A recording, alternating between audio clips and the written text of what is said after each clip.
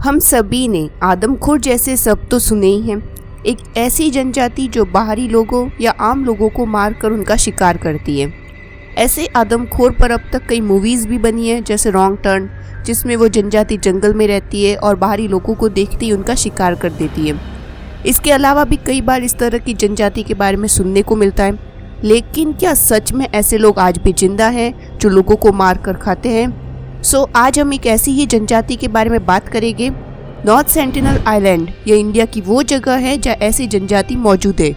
भले ही ये लोग इंसानों को खाते न हो, लेकिन ये किसी भी इंसान को जिंदा भी नहीं छोड़ते।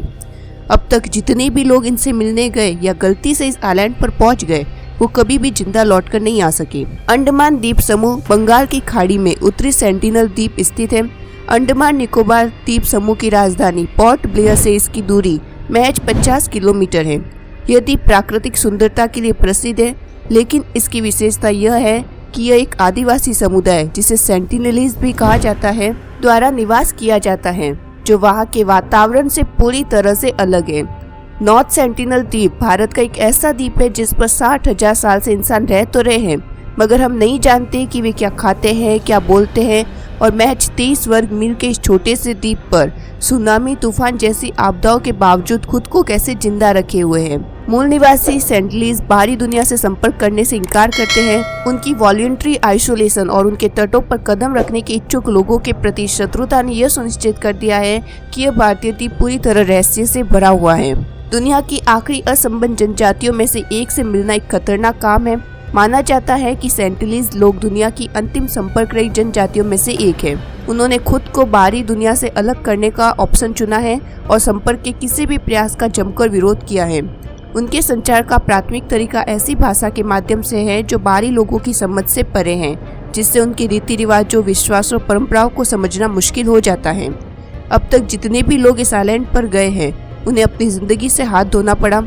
2 अगस्त 1981 को प्रिमरोज नाम का एक मालवाहक जहाज मुर्गी का चारा लेकर बांग्लादेश और ऑस्ट्रेलिया के बीच सफर कर रहा था। खराब मौसम और कुछ कंफ्यूजन के चलते जहाज भटक गया और सुबह पता चला कि वे उस आइलैंड पर पहुंच गए हैं जहां इंसान नहीं बल्कि आदमखोर रहते हैं। उस जनजाति ने जहाज पर हमला तो किया, लेकिन खराब मौसम के चलते जैसे तैसे जहाज में सवार लोगों ने खुद को बचा कर रखा।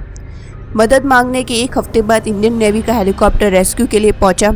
रस्सी से चढ़ाकर शिप में मौजूद लोगों को बचाया गया। इसके बाद 1896 में एक कैदी भागकर इस आइलैंड तक जा पहुंचा था। बाद में केवल उसकी लाश ही मिली। 2006 में सेंटिनलीज ने 2 मछुआरों को मार डाला जो उत्तरी सेंटिनल के पानी में अवैध रूप से मछली पकड़ रहे थे। 2018 में उन्होंने अमेरिकी ईसाई मिशनरी जॉन एलन की हत्या कर दी, जब जॉन एलन ईसाई धर्म का प्रचार करने के लिए द्वीप का अवैध दौरा करने की कोशिश की। तीनों व्यक्तियों की बॉडी अभी भी नॉर्थ सेंटिनल पर है। चाऊ को ले जाने वाले एक गवाह ने कहा कि चाऊ की बॉडी को समुद्र तट पर दफनाया गया था।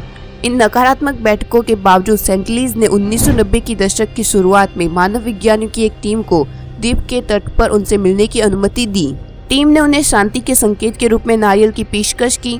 अपनी मुलाकात के दौरान मानव विज्ञानियों ने देखा कि सेंटिनलीज धातु की वस्तुओं से आकर्षित थे, फिर भी सद्भावना अल्पकालिक थी। सेंटिनलीज ने किसी भी बात के अभियान को रोक दिया। पिछले कुछ वर्षों में सेंटिनलीज लोगों के साथ संपर्क स्थापित करने के कुछ प्रलिखित प्रयास हुए, लेकिन उन्होंने लगातार आक्रामकता और शत्रुता के साथ प्रतिक्रिया दी है। इस तरह की प्रतिक्रिया से एक सामान्य समझ पैदा हुई है कि सेंटिनलीज के साथ संपर्क न केवल बाहरी लोगों के लिए खतरनाक है, बल्कि जनजाति के लिए भी संभावित रूप से हानिकारक है, क्योंकि इससे उनमें बीमारियों के फैलने का खतरा है, जिससे उनमें कोई प्रतिरक्षा नहीं है।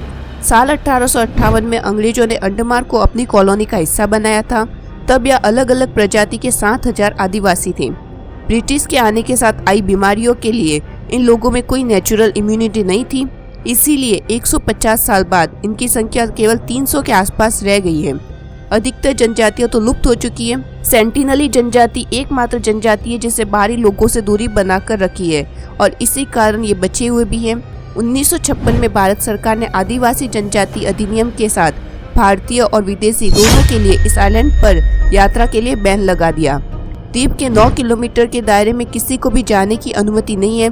यदि आप अपनी इच्छा से अवैध रूप से वहां जाते हैं और जनजाति के हाथों मारे जाते हैं, तो भारत सरकार अपराधियों पर मुकदमा नहीं चलाएंगी और आपके शरीर को बरामद करने की संभावना भी नहीं है। सेंटिनलीज बस अपने क्षेत्र की रक्षा करना चाहते हैं, जैसा कि कई देशों ने पहले किया है।